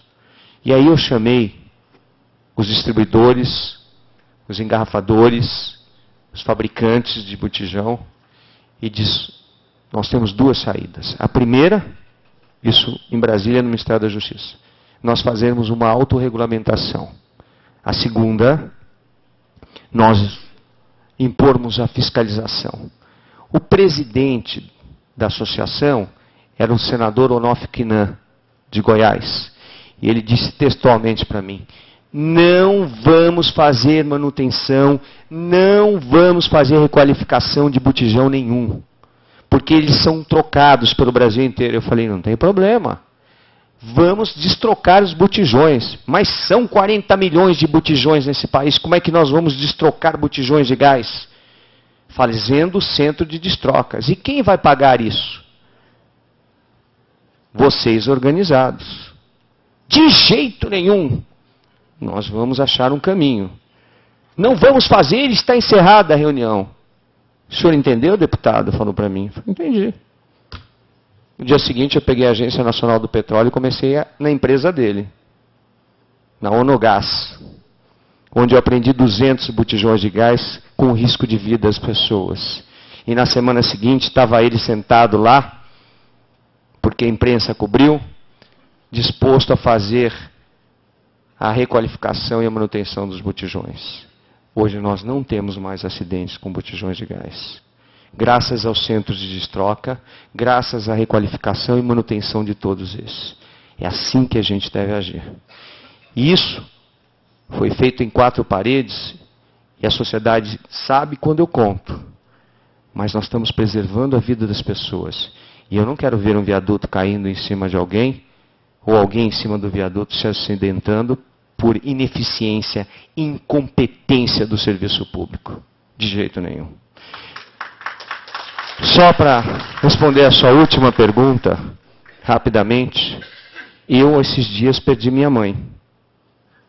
E fui para a Beneficência Portuguesa para fazer a contratação do serviço funerário. E me dei de cara com práticas abusivas que ferem o Código de Defesa do Consumidor, que ferem a Lei 8.137, que é a lei da Ordem Tributária e Economia Popular, que fere a Lei 1.521, enfim, fere 4 leis federais, praticadas pelo município, onde você vai adquirir um caixão e é obrigado a contratar o serviço que eles querem. Mas eu quero esse caixão que é ecológico. Se você quer esse, você tem que levar o serviço que eu estou te impondo. Eu falei: mas isso a lei proíbe. É a venda casada, a venda condicionada. É assim. Tá bom, eu não quero o caixão. Eu quero o serviço da prefeitura para arrumar o corpo, para fazer os arranjos e para fazer o enterro. E eu vou comprar o caixão fora. Não, o senhor não pode. O senhor é obrigado a comprar o caixão aqui. O senhor não entra com caixão de lugar nenhum aqui dentro. Então, vamos chamar a polícia, vai todo mundo para a delegacia de polícia, e foi O Adilson Amadeu correndo para lá, quando soube do que estava acontecendo. E aí, o serviço funerário, diante daquela situação, chamou a imprensa para dizer que o Celso Russomano estava, no momento em que a mãe dele estava falecendo, se utilizando disso para aparecer. Quem conhece a minha história lembra que eu comecei denunciando a morte da minha mulher. E que eu sou um só. Eu não sou um na frente da câmera e outro atrás da câmera. Eu sou o mesmo. E é assim que nós vamos fazer. Gostem ou não gostem aqueles que fazem as coisas erradas. Porque nós vamos fazer para a maioria, que é gente decente, honesta e justa.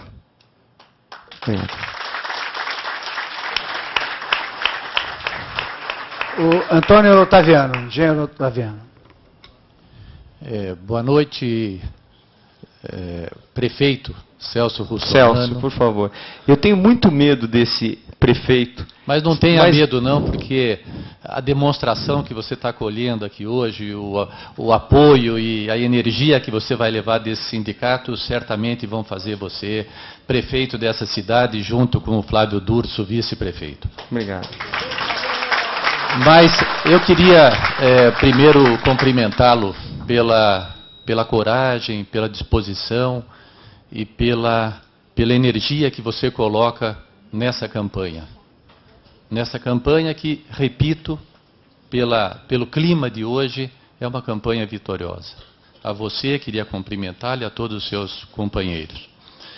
Também queria cumprimentá-lo e fazer um registro muito profundo acerca do sentido da tua candidatura.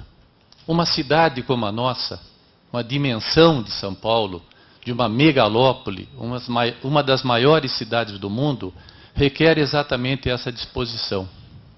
Requer exatamente pessoas que tragam o futuro para o presente e apontem soluções que são inovadoras, soluções que certamente vão impactar positivamente a nossa cidade. E dentro do conjunto de soluções que você sugere, tem uma que me foi especialmente cara, que é a preocupação e a atenção que você dispensa à educação. E digo isso por conta de uma iniciativa que este sindicato tomou, através do seu presidente, que foi a criação de uma faculdade de engenharia. Essa iniciativa não encontra paralelo no Brasil e não me encontra paralelo no mundo. E digo isso porque tive a oportunidade de percorrer diversas regiões do mundo, convidado que fui para coordenar esse projeto. E hoje dirigir a implantação do Instituto Superior de Inovação e Tecnologia. É uma faculdade que tem exatamente o sentido da tua candidatura e a intenção do teu trabalho e das ações que você vai desenvolver. É uma faculdade de engenharia da inovação. É uma resposta desse sindicato a um problema que hoje é nacional, mas que é mundial, que é exatamente a criação e a geração de inovação em todos os campos e particularmente na área tecnológica. O nosso instituto, que no ano que vem dará início à sua primeira turma de graduação, que fica aqui na Rua Martiniano de Carvalho, do lado da Igreja do Carmo, ele tem como objeto a engenharia de inovação. E é uma resposta concreta a uma demanda nacional. Se a inovação é um gargalo e um nó concreto para o desenvolvimento de qualquer país, este sindicato, cioso da sua missão histórica, responde criando o Instituto Superior de Inovação e Tecnologia e formando na graduação o engenheiro de inovação. Engenheiro pleno, uma escola de engenharia plena com todas as atividades, porque acreditamos, como você, que a educação é uma das respostas mais pertinentes e mais importantes quando se pensa no desenvolvimento de um país e na superação dos seus problemas, como certamente o é para a cidade de São Paulo. Muito bem. Gostaria, aproveitando esse momento, de lhe perguntar se no seu trabalho, se na sua gestão como prefeito, se haveria espaço para parcerias, não só com esta entidade, que é um celeiro de ideias e propostas, de atitudes, de trabalho e de ação, mas com entidades da área educacional, como é o nosso EasyTech. Uma entidade sem fins lucrativos, que vai formar engenheiro de inovação, no nível de graduação. É um avanço extraordinário que nós estamos propondo na área educacional. Não se encontra isso no mundo, não se encontra isso nas Américas e particularmente no Brasil. Gostaríamos muito que, se você pudesse abrir um espaço na gestão da cidade de São Paulo, abrir um espaço exatamente para parcerias com a instituição de ensino, de modo geral, e particularmente com a EasyTech. E o detalhe é que nós acreditamos muito que a mão de obra qualificada é um gargalo para o desenvolvimento, mas, principalmente, o problema da evasão, ela se dá com um ensino de qualidade, oferecendo um ensino de qualidade e praticando um processo pedagógico de fato inovador.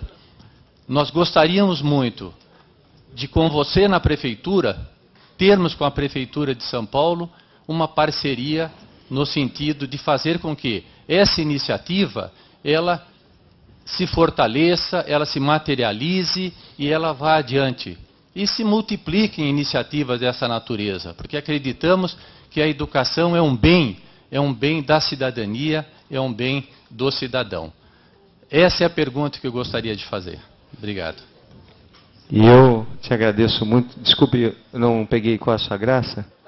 Otaviano, obrigado pela pergunta, e a minha resposta lhe devolvo. Vou cobrar essa parceria. Vou cobrar essa parceria. Como também vou cobrar um compromisso do nosso presidente de que o sindicato vai fazer uma parceria com a prefeitura e, de forma voluntária, vai colocar, como estabelece a lei do voluntariado, a lei federal que eu fiz em Brasília, engenheiros competentes como nós temos aqui para fiscalizar as obras públicas. Vamos dar um jeito no que está errado.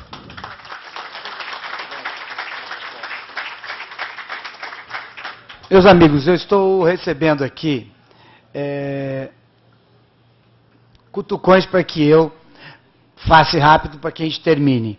Então, o que eu queria pedir a vocês é o seguinte: nós temos 3 inscritos, só que os 3 têm que fazer uma pergunta bem rapidinha para o nosso candidato a prefeito. Eu gostaria do Edson Passaferro. Boa noite. Boa noite, Edson. Bom, primeiro cumprimentar todos à mesa, em nome do meu presidente, Campos Machado. Meu nome é Edson Passafaro, sou presidente do PTB Inclusão Social. Assim como você, tive minha vida transformada em função do destino. O destino me fez usuário de cadeira de rodas e paraplégico por um acidente.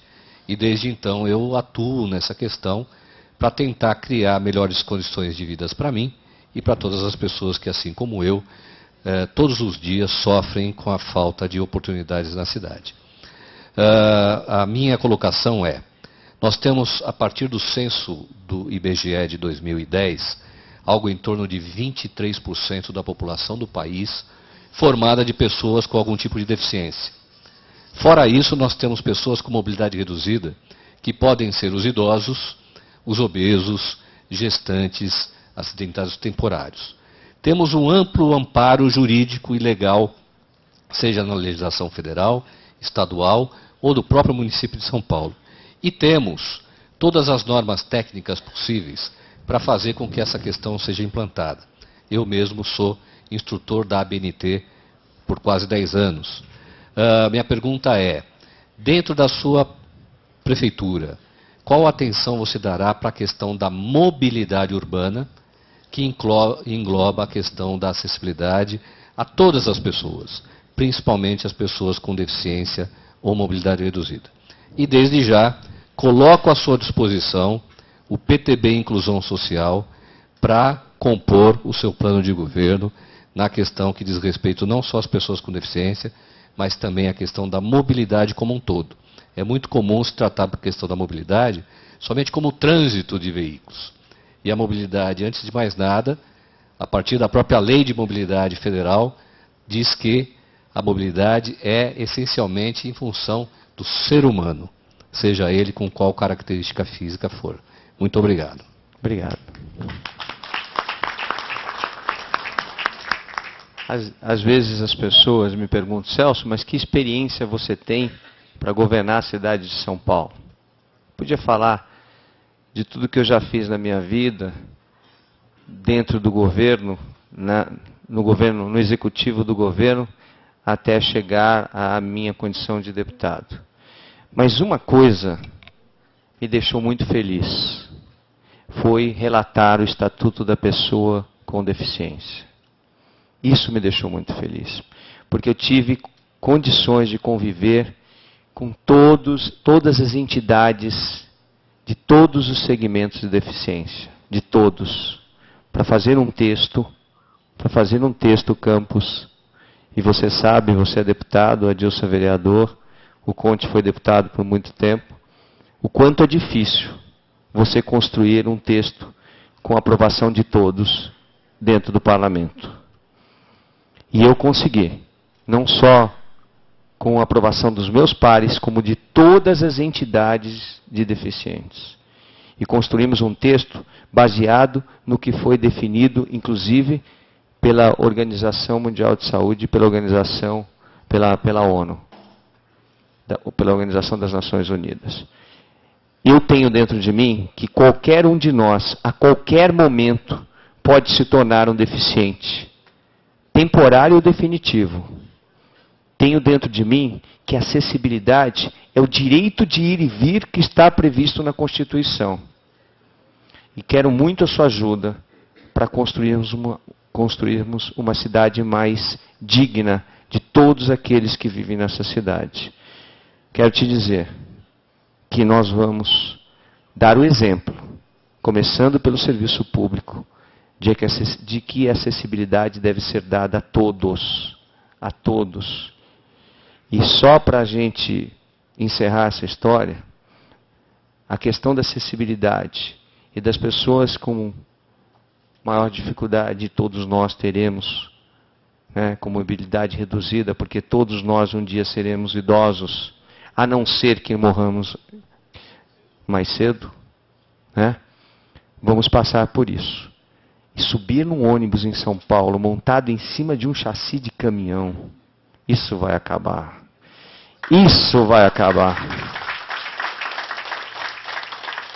Agora, nós temos técnicos, engenheiros e uma equipe muito competente no CT, que vai me ajudar, porque nós vamos reviver o CT, assim como a Guarda Civil Metropolitana.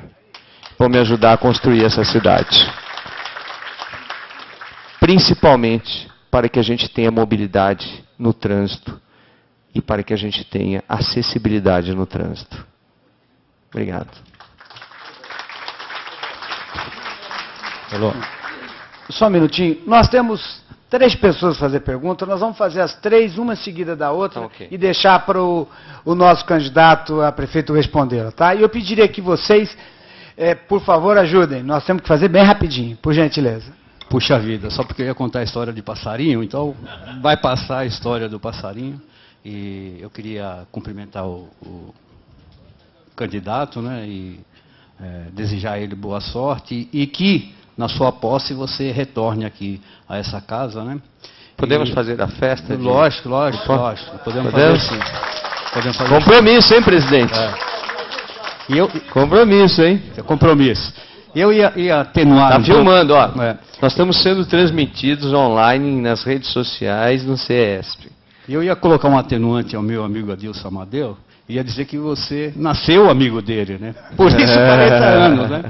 Mas, bom, eu vou fazer uma pergunta sobre mobilidade, né? Aliás, isso que eu vou comentar já consta, vamos dizer, de um trabalho que o nosso vice Durso, acho que encaminhou a sua coordenação, né? A minha não, a nossa, porque nossa é tudo nosso agora. A responsabilidade também é dele, viu? Mas eu queria dizer o seguinte, aqui no sindicato nós defendemos, né, uma harmonia entre todos os modais, né? Porque, vamos dizer, historicamente, 1/3 da locomoção ela acontece a pé, né? É verdade. Então tem que ter uma melhoria das calçadas para pessoas poderem se movimentar, né?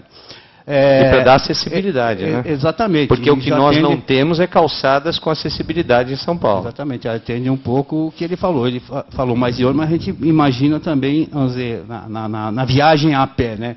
E o outro 1/3, vamos dizer, é feito em transporte, vamos dizer, coletivo, o outro 1/3 por veículos particulares. O que a gente, vamos dizer, imagina é você estar qualificando o transporte coletivo para desestimular o individual para que essas pessoas venham para o transporte coletivo, né? Não é fazer um transporte para pobre, é um transporte até para pessoas ricas, mesmo, para deixar o carro para um final de semana, para um passeio. Alguma coisa como parecida. É em Nova York. Exatamente. Agora, por que nós defendemos todos os modais? Porque cada um tem sua vocação. Vamos ver, no coletivo, por exemplo, né? A gente tem um transporte de pequena, média e grande capacidade. Grande capacidade é o sistema metro-ferroviário, que eu acho que a prefeitura também tem que aportar algum recurso, vamos dizer, nesse sistema, né? E como você fala muito do novo, né, na cidade, eu imagino que nós temos que ter um upgrade nesses atuais corredores aqui da cidade de São Paulo. Por quê? Porque eles, quando foram concebidos, a ideia deles, lá no governo do Olavo Setúbal, se imaginava esses corredores de ônibus substituindo o que o bonde fazia, né? Porque até 68 tinha-se uma rede de 270 quilômetros, hoje se tem 130, mas vamos dizer, o conceito do corredor é um de média capacidade, mas do jeito que está, ele se transforma em pequena capacidade. Então, nós temos que fazer um upgrade nesses atuais corredores e que os próximos corredores, eles tenham o conceito dos BRTs.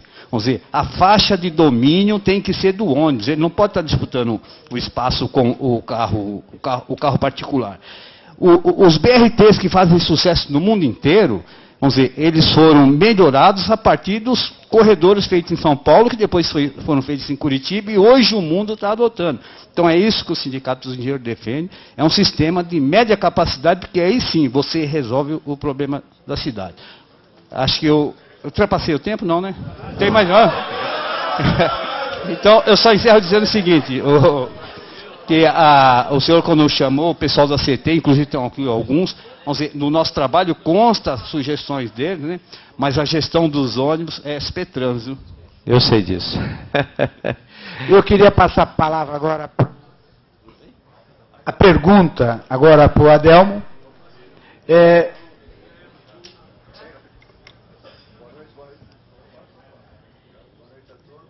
Opa, agora sim. Boa noite a todos, muito obrigado, presidente, muito obrigado a todos, boa noite a todos da mesa. Candidato, na verdade não é uma pergunta, estou hoje, né, diretor de representação dos empregados da CET, eleito por eles, faço a representação deles na diretoria da companhia. O senhor já colocou aí algumas situações de conhecimento, o vereador Adilson Amadeu também, de conhecimento da nossa situação hoje, né? Os empregados da CET hoje estão, digamos assim, com alguma coisa presa na garganta e precisam colocar isso para fora, para dizer para a população, para dizer para a cidade, para dizer para os candidatos do que esta empresa pode fazer, né? Nós temos 36 anos de história, 36 anos de capacidade, agora reprimida, nós não estamos em condições de trabalhar como gostaríamos. Pelo que o senhor falou, nós vamos ter essas condições. Nós temos um trabalho que já foi deixado, que é esse trabalho aqui, que é o que precisa ser feito, que eu já deixei com o Coronel Flaviano. Obrigado. E nós queríamos participar ativamente do seu comitê de campanha, do seu comitê técnico, e fazendo com que o trânsito ande para que o transporte ande também, juntamente com o pessoal da São Paulo Transportes. Ok? Por favor. Flávio, encerrando com a sua pergunta, já passamos ao Celso Russomano. Ok. Celso, aqui à sua esquerda. Aqui. Celso Russomano, aqui é o Sindicato de Engenheiros, mas eu não vou fazer uma pergunta técnica. Aqui nós temos hoje nossos amigos, nossos convidados que segmentam uma amostra muito significativa da cidade de São Paulo. Eu queria que você deixasse uma mensagem para nós, muito rápida, muito breve. Por que votar em Celso Russomano? Por que acreditar em Celso Russomano? E por que eu devo pedir voto para Celso Russomano? Muito obrigado. Obrigado.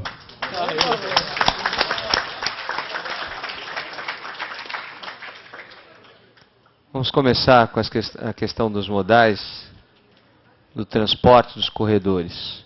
A velocidade média de um ônibus em São Paulo varia entre 11 e 13 km por hora. E quem diz não sou eu, são aqueles empresários que trabalham com os ônibus.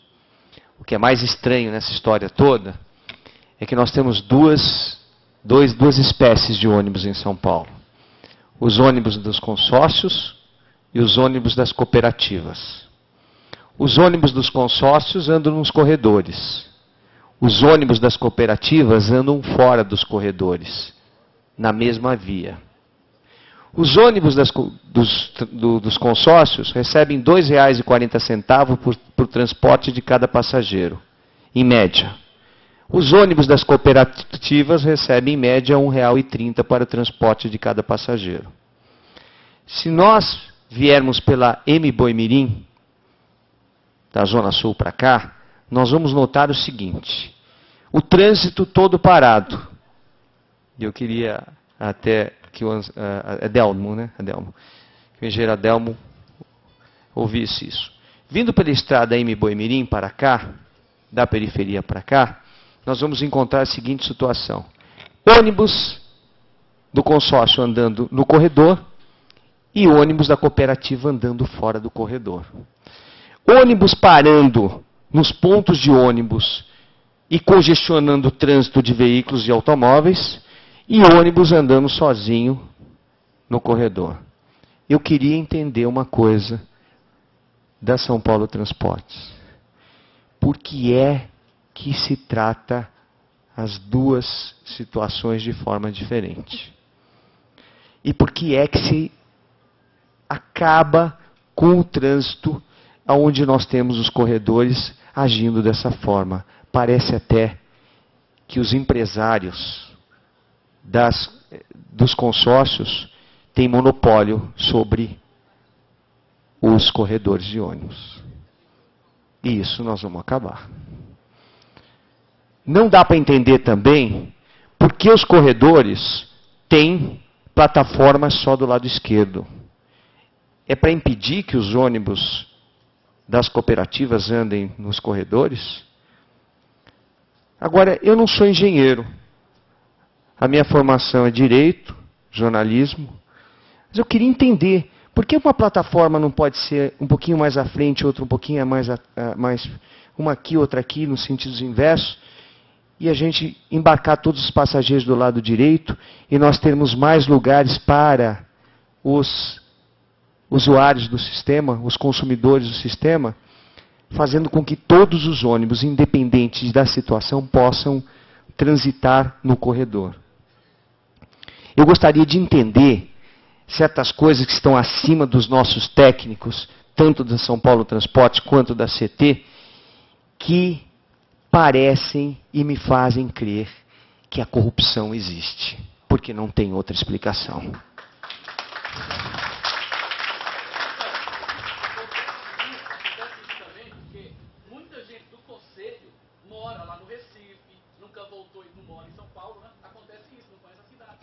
Bom,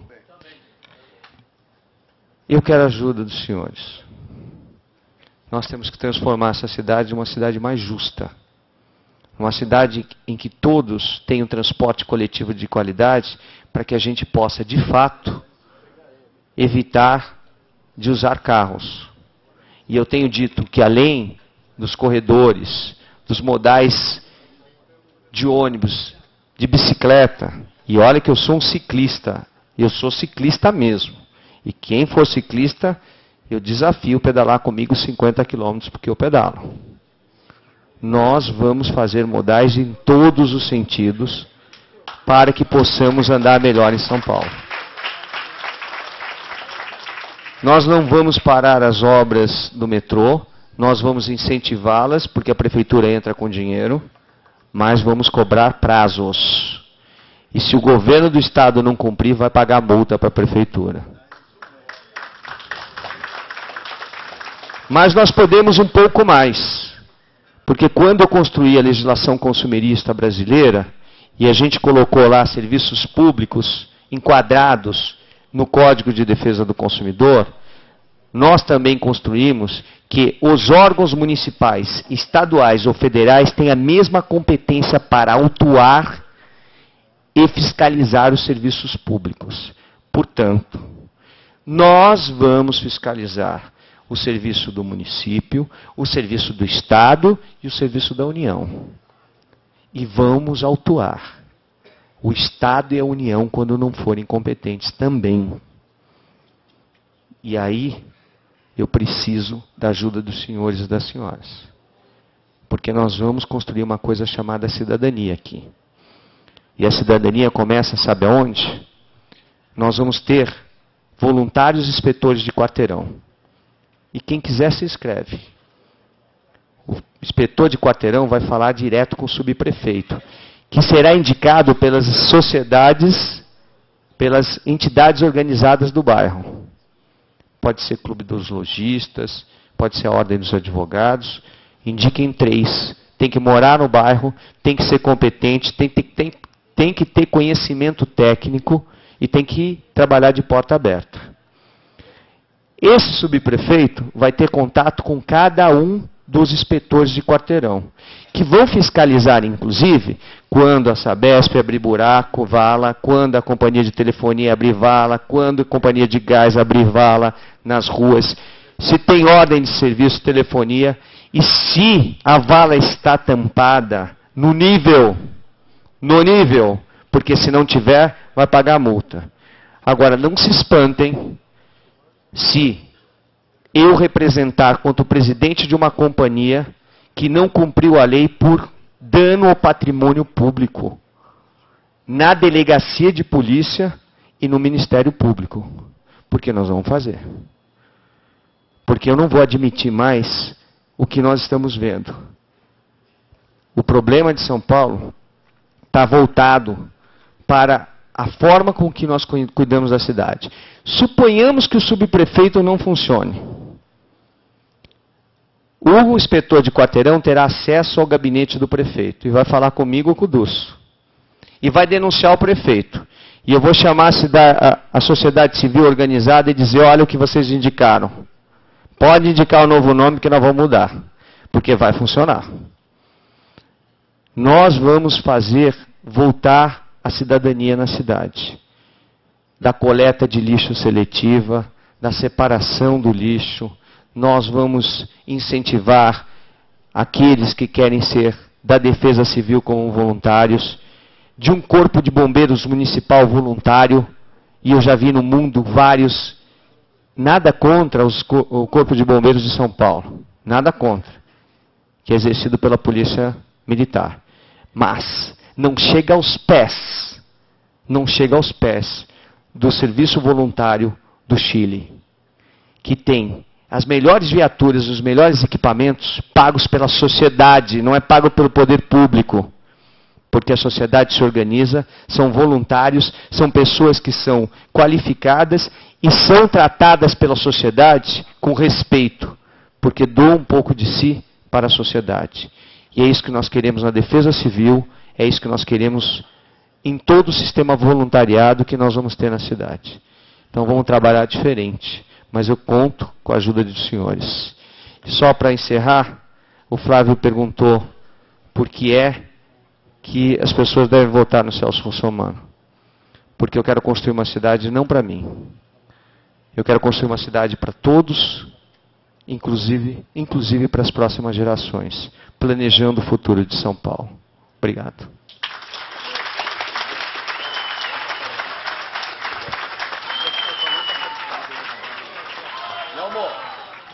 Eu queria agradecer